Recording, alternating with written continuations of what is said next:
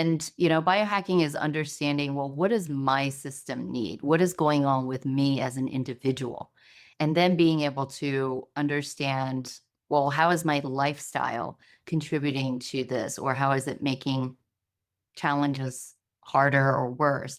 And so for neurodivergent people, especially those with complex wiring, it's just what it does is it creates sort of this customized feedback loop, because at the end of the day, we need data to understand how then we personalize supporting ourselves. And there's so many one size fits all solutions out there. And many of us have probably tried them and we're like, well, this doesn't work. It's because it's not sufficient. And so with biohacking, what you're essentially doing is you're understanding what you are working with, what's going on with your body, your brain, and your environment. And then you're experimenting, because unfortunately, you don't have any studies that are done on somebody that is just like you, genetically or biologically. And so you have to experiment to see, well, what works for my body and what doesn't work. And obviously, you need to work with a professional to ensure that you are doing this in a safe way. Welcome to the Focus and Chill podcast, where we discuss unconventional productivity tactics designed for neurospicy people. I interview neurodivergent guests who figured out secrets for getting a ton of amazing work done without burning out. I'm your host, Jeremy Nagel. I'm an ADHD software developer turned startup founder and PhD candidate. I built FocusBear to help with my own productivity and burnout challenges. Welcome to episode number 117 of the Focus and Chill podcast. We're thrilled to have Yush Sztalkoper back with us today to talk more about biohacking, how she uses AI, and many other really interesting topics. Welcome to the show again, Yush. Thank you so much. It's nice to be back. And I'll just read out your bio for people who might have missed it the first time. Yush is a neurodivergent entrepreneur, coach, and parent of a twice exceptional son. Diagnosed with ADHD combined type as an adult, Yush offers a holistic perspective on neurodivergent thriving by integrating personal experience and her parenting journey. Her work is based on the positive intelligence method, which focuses on reshaping mental patterns that contribute to self-doubt, burnout, and overwhelm, ultimately fostering clarity, confidence, and sustainable productivity. Yush aims to share her lived experience and mindset shifts, providing insights on creating systems that align with neurodivergent brains. So in our last episode, we touched on some things that were so interesting and we weren't able to go through it at that point. Starting with biohacking, really keen to hear about the biohacking experiments that you've done with your son. Yes. So I think biohacking is sort of the outcome that we've come to. When we started navigating this journey, it was pretty clear that there was a lot of complexity that explains what was going on. And there wasn't just a one size solution or one fix or one expert or protocol. There were a series of things that we needed to do to support his complex needs. And it's through trial and error. And I think biohacking is really just understanding that we are all uniquely wired cognitively, biologically, and even our environment. So when you start to think about how these things impact us, we start to think about how to address and support those needs. And it isn't just one thing. So we have to really see this big picture. And, biohacking is understanding, well, what does my system need? What is going on with me as an individual? And then being able to understand, well, how is my lifestyle contributing to this? Or how is it making challenges harder or worse? And so for neurodivergent people, especially those with complex wiring, it's just what it does is it creates sort of this customized feedback loop. Because at the end of the day, we need data to understand how then we personalize supporting ourselves. And there's so many one size fits all solutions out there. And many of us have probably tried them and we're like, well, this doesn't work. It's because it's not sufficient. And so with biohacking, what you're essentially doing is you're understanding what you are working with, what's going on with your body, your brain, and your environment. And then you're experimenting, because unfortunately, you don't have any studies that are done on somebody that is just like you, genetically or biologically. And so you have to experiment to see, well, what works for my body and what doesn't work. And obviously, you need to work with a professional to ensure that you are doing this in a safe way. And then you track the results. You kind of, observe and feel what's going on. And I'm obviously doing this for my child. A lot of his challenges were very surface level. You could see the behavioral challenges. You could see with the ADHD, there was a lot of inattentiveness, distractibility, and also impulsivity. And you can observe, is this specific solution supporting or helping with those behaviors or the surface level challenges, or is it not making a difference, or is it actually making it worse? And so you kind of have to track. And then what you do is you adapt. So working with an expert, we have a naturopath that we work closely with, and she would help guide us in determining, well, these are normal sort of outcomes that you might see. And then if something works, you then integrate it. And so the goal is to kind of go through this process repeatedly until you get to a point where you're thriving and you're operating in a very optimal way and you're seeing a minimized, less behavioral challenges or less some of the signs and symptoms that you have experienced previously. So I think, that's, I think, really important to understand about biohacking. It isn't just what supplements do I take? And is that going to be good for me? You actually have to really monitor the whole process. And it's through trial and error. And I have to say, it's just been such an incredibly meaningful process for us. It's made all the difference because we get to try a lot of different things that work for us specifically. And I don't just do it for my son. I obviously am also doing biohacking for myself. He and I are wired very similarly. So that helps. And then my younger son benefits also from a lot of the things that the changes that we've made to our lifestyle, our diet, our habits, and all of those things. Yeah, wonderful. I like that experimental mindset and the holistic approach. Could you share some of the ways that you measure whether the experiments are working and some of the ones that worked and didn't work? The other thing to understand about biohacking is it actually, when you pair biohacking with genetics insights, epigenetics, and expert support, it allows you to go beyond those surface level fixes, right? Because when we think about sustainable change, it has to go to the root. We have to fix what's happening at the root level. I think a lot of us experience these quick fixes and you're like, that didn't make that big of a difference. Maybe it did for a couple of weeks, but then you see regressions, some of the challenges coming back. And so I think when we're talking about supporting brain function, emotional regulation, and resilience from the inside out, you have to really look at this holistic picture. And so for us, through genetics, we have this very robust and thorough genetics report. It's over 120 pages. All of us have this genetics report, and essentially tells us what we have predispositions to, what our unique makeup is, and what might be challenging. And we discovered through that report, for instance, some challenges with neurotransmitters. Neurotransmitters are responsible for dopamine, serotonin, oxytocin, so all those feel good chemicals.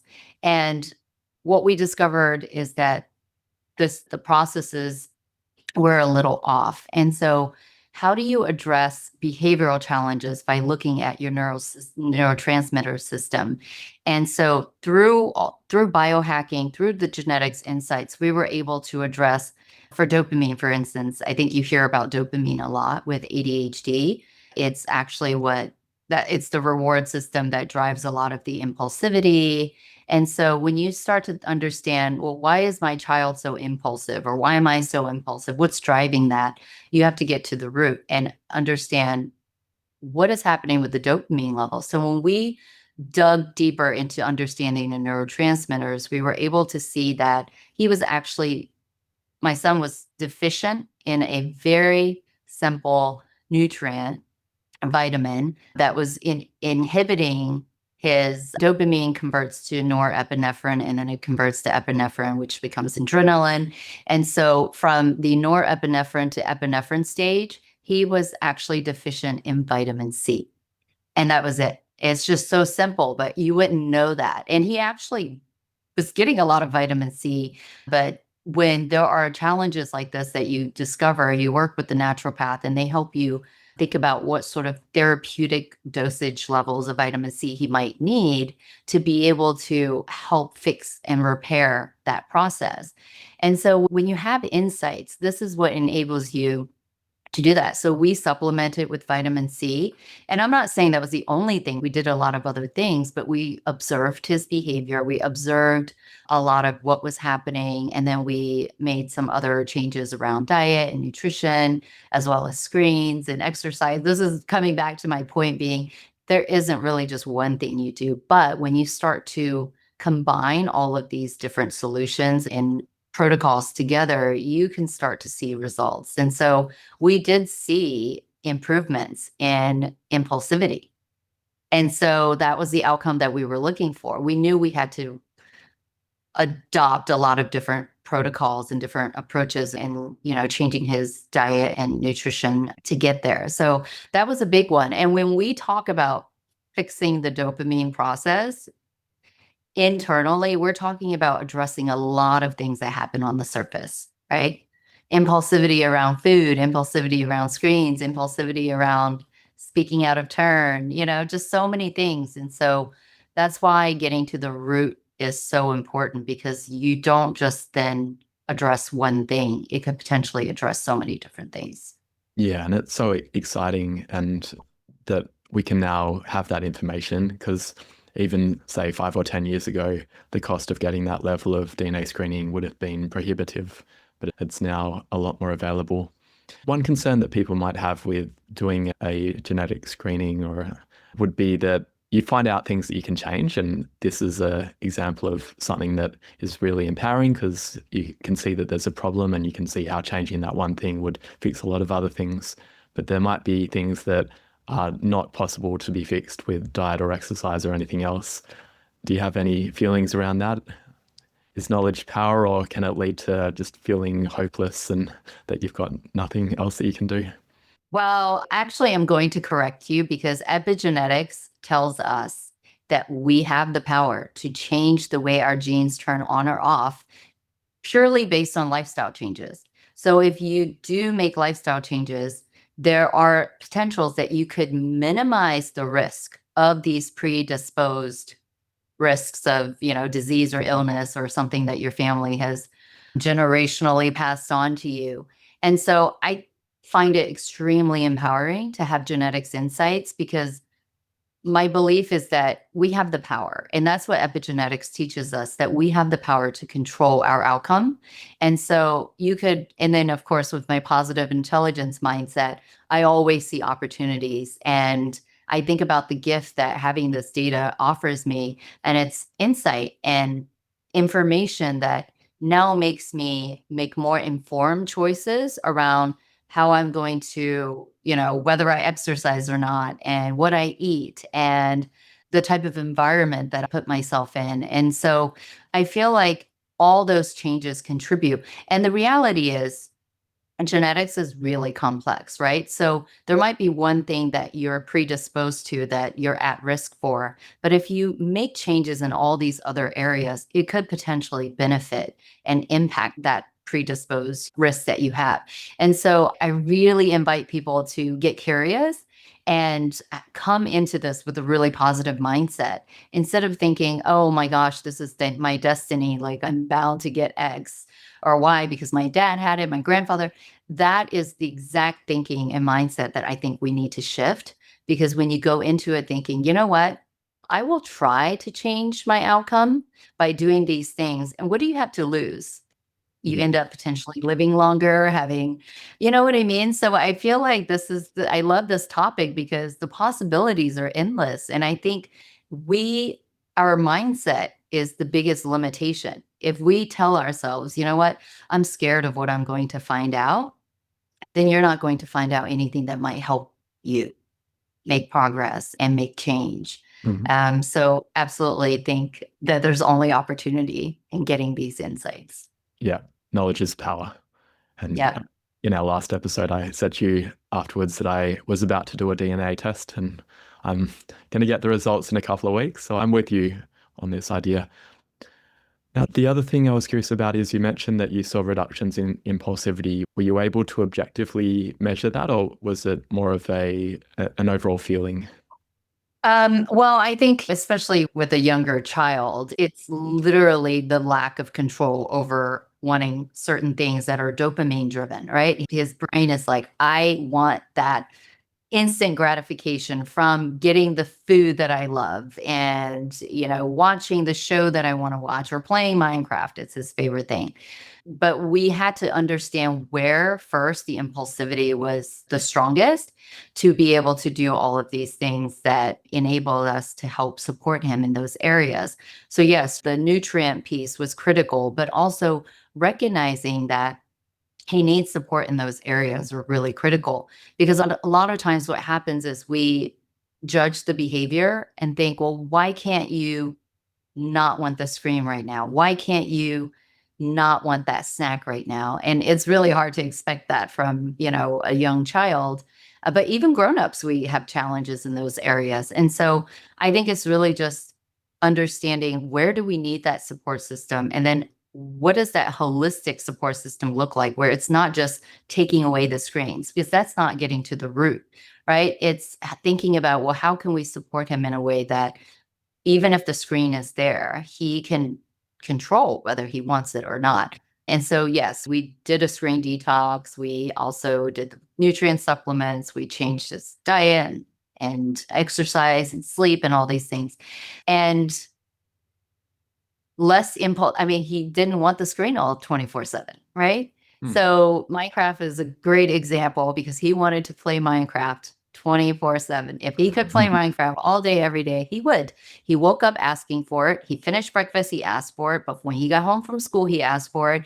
And it was just nonstop. And when we were able to implement this holistic support system, he stopped asking. Mhm. And it was very clear, right? It was very measurable. It was very obvious. It was life changing for all of us because so many incredible things came out of this experience in that he became more present, he became more regulated, he was able to find other interest areas. So he went from Minecraft to learning all about the periodic table.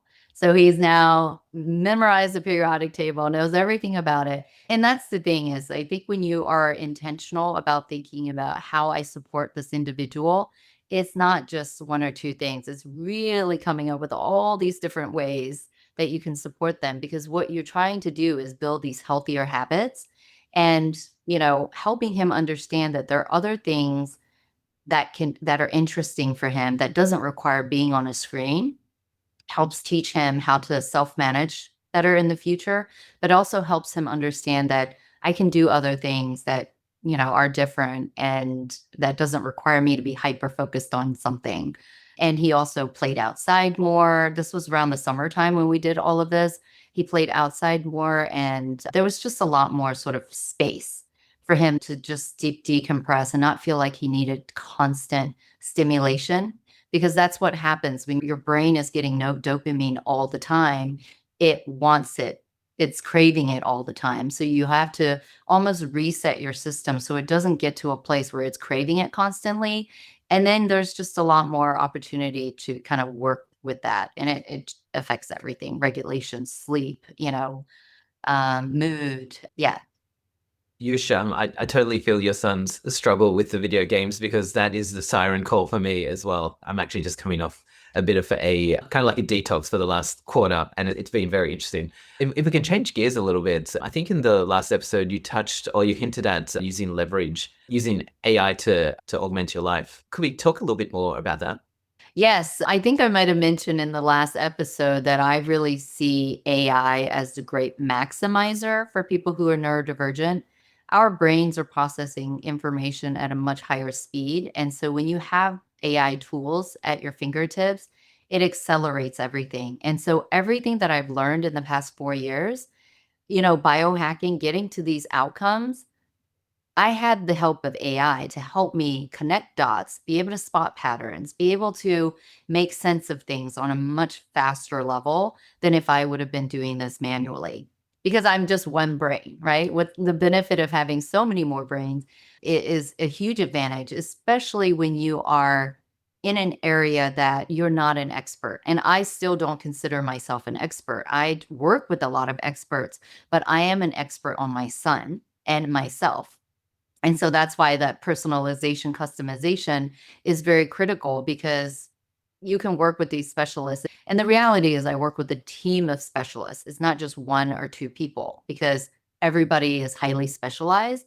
And I think that's what makes it really hard to be able to kind of step back and get this really holistic view. And AI has been really helpful in sort of being able to connect the dots in a much faster way so that I can implement and adapt almost real time. And being very curious minded, I'm like, I noticed this thing happening. What are some potential connections to it or explanations? And then I obviously take the information and make it, relate it to what we're experiencing, what we're going through. And it just helps speed up the whole process, especially from a learning perspective. But also, I use AI as essentially life hacks. As a neurodivergent parent to neurodivergent children who are very active and nonstop and demand a lot of attention and support, and also building a company. It's not even on the side, it's all integrated and just all mixed together. There's just a lot to do. And I think I mentioned this on the last podcast too, is that we ultimately need to think about our capacity. And when you think about capacity, it really determines what you can take on. It determines your regulation, your mood, your sleep, all of it. And so what AI does is it actually helps free up capacity for me so I can stay more regulated. So I do have the bandwidth to deal with frustration or deal with unexpected situations with my children, or just things that come up that maybe we can't prepare for. And so I'll use AI. For instance, one of the hardest things, my children love Legos. There are Legos everywhere, all of our house. They're just not into cleaning it up. I don't blame them. So I actually use AI. For instance, I use it. So I know my children love Minecraft. I know they love periodic table. So I actually use AI to gamify cleaning up the room. And so I essentially, the prompt is everything. So I essentially fed it all the information it needed. And I came up with this gamified version of cleaning up the Legos. Not only did it work so beautifully, but my son ended up color coding all of the Legos and organizing them far more than I expected, instead of just dumping everything into a bin. And that was because in the gamified version, you can get to different levels. And so when you think about AI, I think there are just so many different ways to use it. I use it personally as a complex individual who is navigating a lot in her life. I sometimes just need a place to vent, and I will do that. And I'm like, today I'm struggling with this. And AI will help me help me sort of think through. And because everything I do is grounded in positive intelligence, I it knows kind of how I think and how I operate, and it helps remind me through the very same tools that I use every day in helping me sort of get through some of the challenges. So those are just a few examples, but there are endless uses of it. Yeah, the possibilities definitely are endless. I guess if we think of someone that's in your shoes, that might be looking at AI as a bit of a black box, as a lot of people still do. What would you like? I guess if we can get really concrete about it, are you using ChatGPT at the moment? I use ChatGPT, I use Claude, and I use Perplexity. I think you probably remember once upon a time, they weren't all created equal, and the data was outdated and information wasn't real time. And so I use ChatGPT for a lot more around content or writing or sort of more thought provoking type of conversations. And then I use Claude for more structured, like formatting or wanting to create agendas or wanting to create structure around a nutrition plan, for instance. And then I use Perplexity for research. And so I use them interchangeably. Sometimes I will use all of them. Sometimes I just use one. It really depends on the output. If I'm satisfied with it, I will just use one. But if I'm not, and I think this is where AI makes a huge difference for some and not others, is understanding. And this is why humans can't be replaced, because the output, you still get to control whether the output is the final thing that you want. And if it's not, you can continue to iterate it. So I think some people use AI in a way that they just kind of, it's very cookie cutter. They just take what is given and they use it. And I think there's a lot of missed opportunities around that. And when you get to iterate and adapt and refine and kind of get really what you want out of it requires you knowing what you want. So I think there's a piece of that as well that I think is very important and really helping people, get truly something meaningful and purposeful out of using AI. Yeah, that's so important. I want to give an anecdote about this. I was talking to Gemini about a tax situation, and it very forcefully convinced me that I had committed a major tax penalty and that I was probably potentially going to go to jail. And I was super worried about it. And then I asked my accountant, and my accountant said, Jeremy, nothing to worry about. There's not actually an issue here. And then I asked ChatGPT to try and understand where it went wrong. And yeah, it was very clear that it had hallucinated, but in such a convincing way where it invented new legislation. And oh my goodness. So I like the idea of having multiple experts, human and other AI tools as well, to fact check, because they can, even today, it's a lot better than it used to be, that can still give very false information. Yes. Well, I'm relieved for you that you are not going to jail, but I do think that is a real risk. And as the user, it's your responsibility to determine whether something is true. Or I would say if you have any doubt about the information, you should just kind of default to fact checking and questioning it. And I use it enough where they're always making mistakes. It's unfortunately part of but you have to be able to spot those mistakes and then question it. And every time I question any of them, they're like, oh, yes, you're right. So sorry about that mistake. And, they admit to it, which is great. At least you're not having an argument about, well, I don't think you're right. So, and they're pretty quick at adjusting. And I do a lot of research because I'm very curious and I am not an expert in any of these areas, especially around neurodivergency that still feels very new to me. I still feel like I'm learning new things every day. And it's just nice to be able to have the ability to research in a way that you get the information that you need. And then you can do further research. You can go and read the books, or you can do it just, to me, it feels like a starting place if you're trying to learn more about something. And then it enables you to deep dive. Okay, I'm really fascinated by X that I just learned, want to know more about it, and then you can go in. And so sometimes it feels like a rabbit hole where you could just go infinitely, but it's just been a game changer for me. I know some people say AI is helping to level set, like everybody's kind of on an even playing field, but I really truly think for neurodivergent brains, it's such a great maximizer. It takes all of our strengths and amplifies it. And I also use I use it a lot actually to help me identify blind spots, because I think when we are working as individuals, we're not constantly going, whoa, what am I missing here? You're just thinking, oh, I discovered X, Y, and Z. This is great. I use AI a lot to help me understand, well, are there some blind spots that I'm missing? And it's been really great to be able to have that perspective. You were mentioning going down rabbit holes with AI, and I can completely empathize with that as well. In terms of like your working hours, what do you do to keep yourself on track and make the most of them? Yes, I think Jeremy and I talked a little bit about this in the last session, but I think for anybody who is juggling as much as I am, it's challenging, right, to stay on track. But positive intelligence is a huge part of my strategy and staying focused, because I think the ability to stay focused isn't so much around necessarily just having a schedule or having reminders in place. It's about your mindset. It's about where you are internally. So oftentimes we beat ourselves up because, oh, I put 2 hours on the calendar to do focus work and I got distracted and was doing this research on AI. And next thing you know, 2 hours have gone.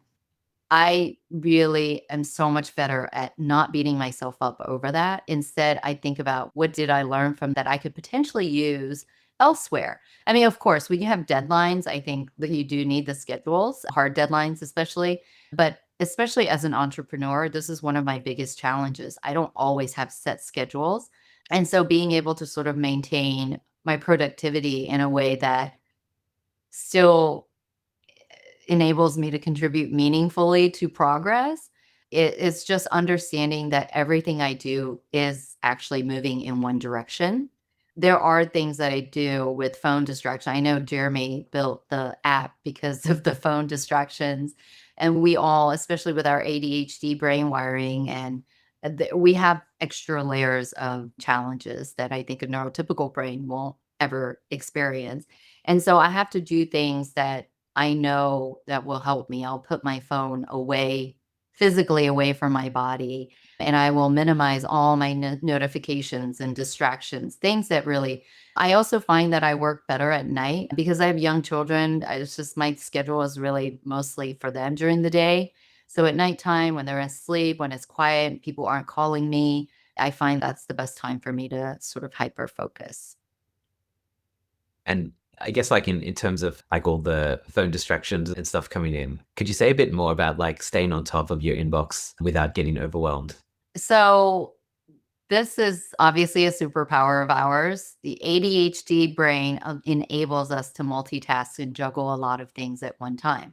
And so kind of going back to the point I made earlier about capacity, it really is about freeing up the capacity where you can potentially still do all the magic with your ADHD brain, juggling so many different things, but have capacity left over to be able to address things that might come up or things that maybe you have forgotten. Because the reality is, inboxes, I have multiple inboxes. I have my personal, I have my professional, I have my, oh my gosh, there's just so many. And I have multiple email addresses that I manage as part of my company. And so it's the switching back and forth that I think that is the most exhausting.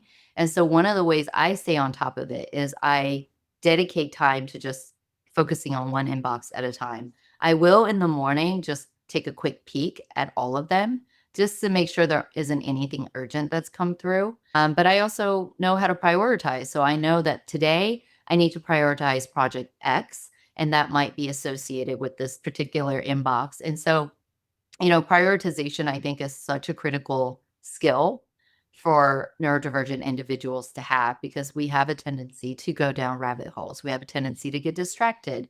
And so being able to come back to that, and I would say whatever methods work for you, it could be a list in front of you, it could be reminders, it could be email lists, whatever.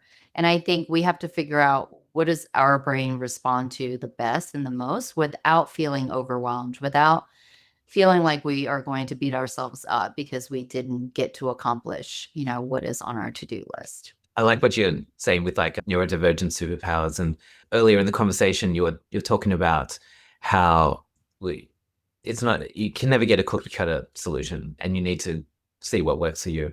I'd love to talk a little bit more about some productivity advice that people will throw out there that perhaps hasn't been so helpful for you. I think we answered this last one, but I really don't like it when people recommend that you just power through and push through. I think that as a neurodivergent individual is one of the worst things we could possibly do because what we're doing is we are straining our nervous system, right? We're straining our concentration, we're straining our emotional capacity. And so a lot of people do tend to push through because they're like, well, I just need to get it done. And I think one of the most important things we can do for ourselves is recognizing that, you know what? Pushing through might have a far worse outcome than me just completing this task or finishing this project. And so I always try to protect the internal parts of me, not just the physical projects or the tasks. I have to think about long-term wise, how is this going to impact me? Is this going to drain me? Is this going to deplete me? Is this going to just exhaust me at a level that is then going to impact everything else? And so when you start to think sort of longer term down the road, there are always consequences, right, to pushing through. So that's one of the things the productivity sort of advices I don't follow at all. I think it's very harmful. But what is required is us understanding what our limits are and building that extra capacity. I do a lot of positive intelligence work where I'm literally energizing my brain to be able to handle a lot of things that come up that maybe are unanticipated. And so it's building that capacity where I can be more flexible. And when something frustrating happens or something stressful happens, I don't overreact and then just make things worse. I pause and I think about what's happening in this moment. Which of my saboteurs is being very strong right now? And how can I use one of my sage wise self to think about, okay, what do I need to do to move to the next step? Activate is one of my favorites. Activate is when you are feeling very overwhelmed. I feel like a lot of us neurodivergent individuals, folks can feel overwhelmed because we think so big picture, but then we have to kind of take ourselves back and focus on how to get through the next few steps. That happens to me a lot as an entrepreneur. I think such big picture, and then I'm like, oh my gosh, how am I going to make that happen? And what I do is I activate, which is just thinking about what is needed right now. How can I hyper focus on the very next step that is the immediate thing that is needed? And then I get through that and I go to the next step. So I think, from a productivity perspective, there's always an endless list of things to do. The way we prioritize and the way we navigate it is really understanding ourselves and what we need in that moment. And how can we just take one step forward and get to the next phase? Absolutely. And that brings me to a question about, with the endless things to do, what type of strategies do you have for prioritizing them? And do you have any advice on structuring to-do lists in a way that would factor in your energy levels and what's going to move things forward without burning you out? Yes. So you might not be surprised to hear I have priority lists within priority lists within priority because you have your broader goals, right? That you need to understand big picture. This is what I'm trying to get to in 6 months or in a few weeks or a few days. And then you sort of work backwards and think what tasks will enable me to complete that or meet that goal by that time. And I do a lot of backwards, sort of re-engineering it because when you think big picture, it can be overwhelming and you can't really see, all the details that might go into it. And so it's really important to understand, okay, in order for me to get to X goal, I need to actually map out all the different steps. And then you have to think holistically. You have to take a step back and zoom out and think, okay, how do all these things relate to each other? So I'm a parent, I'm an entrepreneur, I'm a household manager, I'm also, a partner to my husband and just all these things. So I think about how do I prioritize? And right now, my children are my priority. So I know that their schedule comes first. So pickup times, drop off times, meal prep, all the appointments. And then NeuroSpark Plus is second. Prioritizing myself is actually second. It should be first, as you all know. But I integrate those things into the schedule. And I think about, well, what can I do immediately? What can I do long term? But one of the things that I've built into my schedule that I used to be so bad at is through everything that I've learned through biohacking is taking care of myself. So I will prioritize making sure I get movement breaks, making sure I have water and nutrients and food and sometimes just walk away from the screen. So if I'm working on a task and I'm just feeling really, lost or feeling like discouraged, I will just get up and I would just walk away and I will think about how do I collect myself? How do I reset my nervous system so I'm not feeling overwhelmed? And how do I come back? And then what I do is I'm constantly adapting and iterating. I almost do that real time for pretty much everything I do. So I have, a to-do list that I love writing things down. So I have a to-do list that I physically write for things that I would like to get through today. And I could just check those off. As you all know, checking those boxes is like a dopamine hit. So it's very important. But then, of course, my broader goals, they will go into my calendar so that I can remember. I try to automate a lot as much as I can so that I don't have to use the capacity, my brain capacity to remember these things. It's just impossible to do that. And yeah, so I think, really zooming out and thinking about what your longer term goals are and then working backwards to figure out what are sort of the daily or the weekly tasks that I need to do.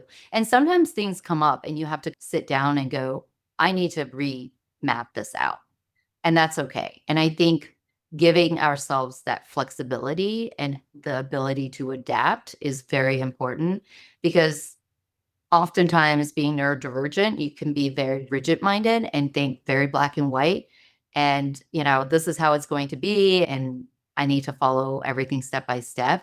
So being able to build in some capacity to be flexible, I think can go a long way. Yeah, absolutely. Well, I'm inspired by the idea of walking away from the screen. We're going to do that and come back after a short break. The Focus and Chill podcast is brought to you by Focus Bear, a focus enhancement app for ADHDers. Staying on top of tasks is easier than ever with Focus Bear's new To-Dos feature. Record a voice note describing what you need to do, and Focus Bear's AI will turn it into a structured set of subtasks and automatically prioritize it for you. You can also take a photo of a paper to-do list, and the AI will work its magic. I'd love for you to try it. You can jump onto focusbear.io or just Google Focus Bear and try it out. Let me know what you think. And so we've had a little walk around and now we're back. And so Yush, can you tell us a little bit more about your mornings? You hinted a little bit before about executive function sprints. Can you tell us a little bit more about that, please? Yes, I don't know how I would survive without them. I think you all know now how complex my day-to-day life is. And so I have 20 years of corporate events experience. And what that has helped me hone are my skills are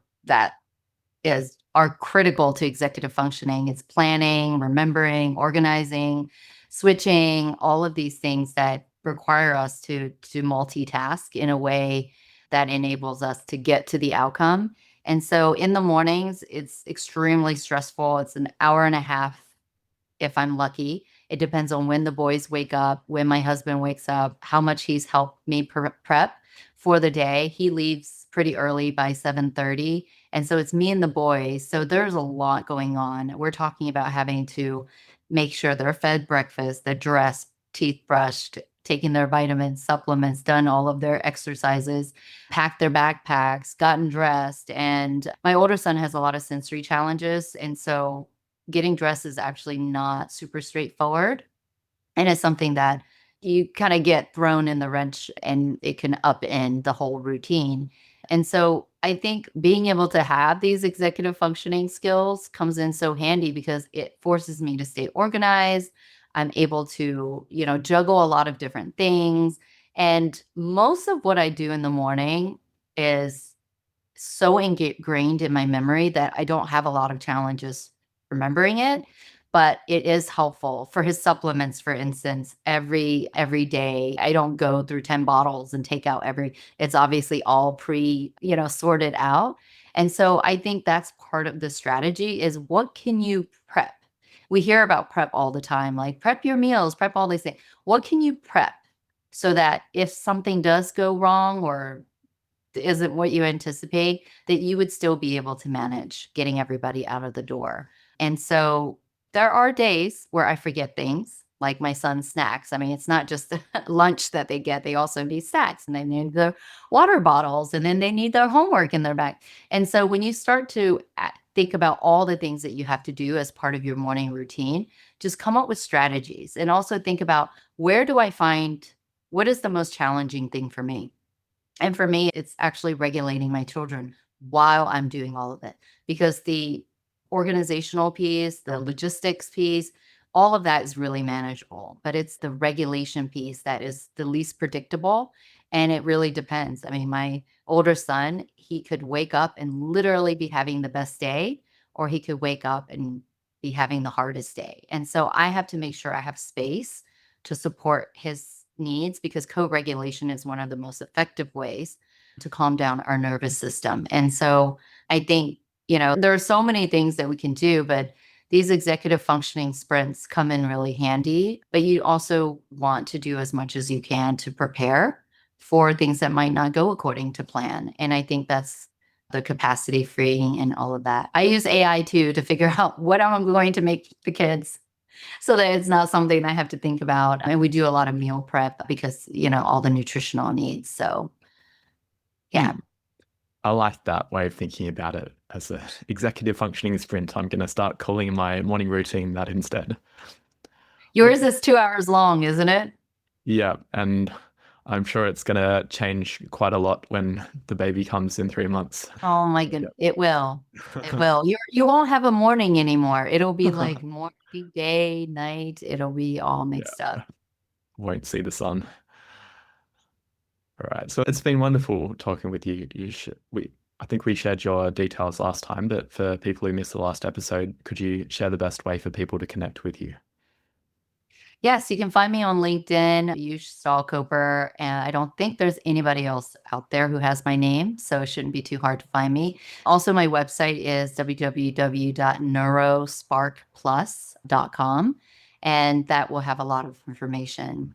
I just want people to hopefully understand and take away from my session that it really is so important to personalize a support system for us as individuals, and also just to give ourselves grace. And I think self-love has been one of the most critical things that's gotten me through learning about being neurodivergent, is understanding that I'm wired a unique way, and that's okay. I just need to figure out what this support system should look like for me and me only, and not what works for everybody else. So Absolutely. Thanks so much, Yush. We'll wrap the show with that.